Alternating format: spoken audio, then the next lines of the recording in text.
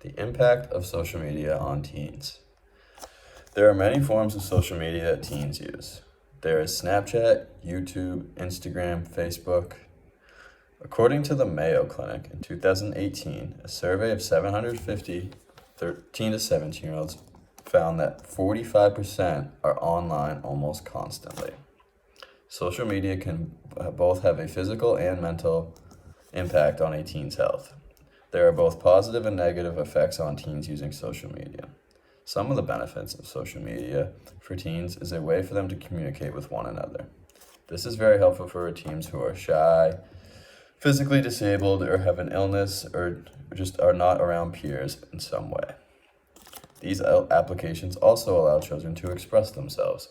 According to Common Sense Social Media, 52% of teens said social media has improved their friendships. The study found that 30% of social media users believe that social networking makes them feel more confident and outgoing. Another benefit on social media for teens is that they can become a part of a cause and have their voice and opinion be heard. Social media also has some very damaging impacts on teens, both physically and mentally as well. For some, this outlet can be very damaging. Physically, the lack of sleep is a major health issue for teens.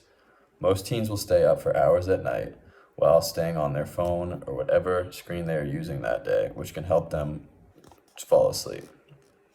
The artificial light on your iPhone or laptop causes your brain to arouse and disrupts the melatonin in the sleeping process and does not help you sleep at all.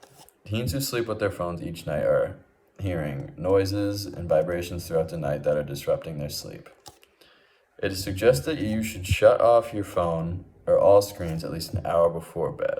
According to one sleep study done in the United Kingdom, high school social media users reported more difficulty falling asleep and, if awoken, had a harder time going back to sleep. Sleep is essential for growing teens for many reasons. Lack of sleep can cause depression in teens, low grades, difficulty concentrating, anger management issues, and other emotional problems. Besides physical problems with social media, there are other negative side effects.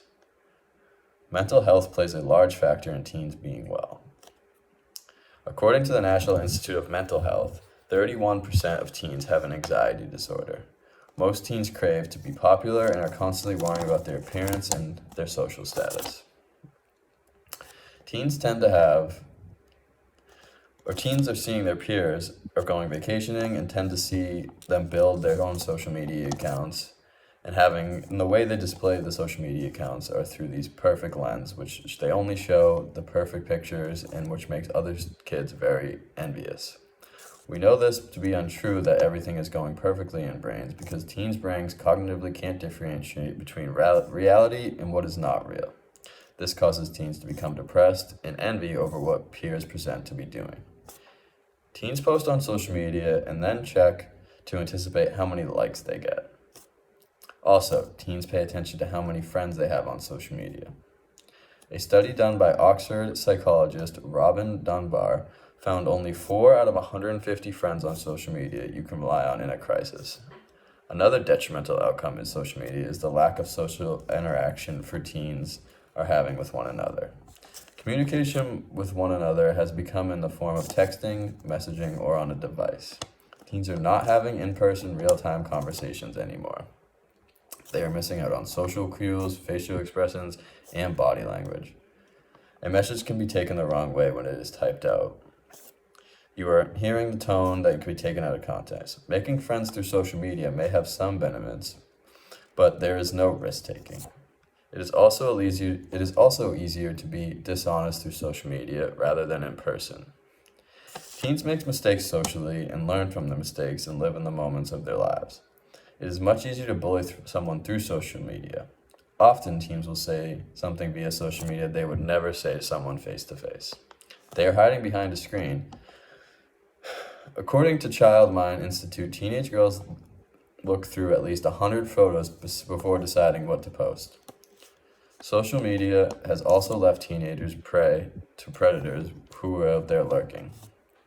Teens post where they live, what school they go to, what they watch on TV, and what sports they play.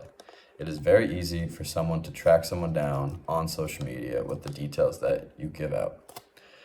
These predators pretend to be someone else and try to form bonds. Cognitively, teens can't differentiate the difference or a truthful person on the screen or a predator. This can be very dangerous for teenagers. What can be done to help these teenagers minimize their use of social media?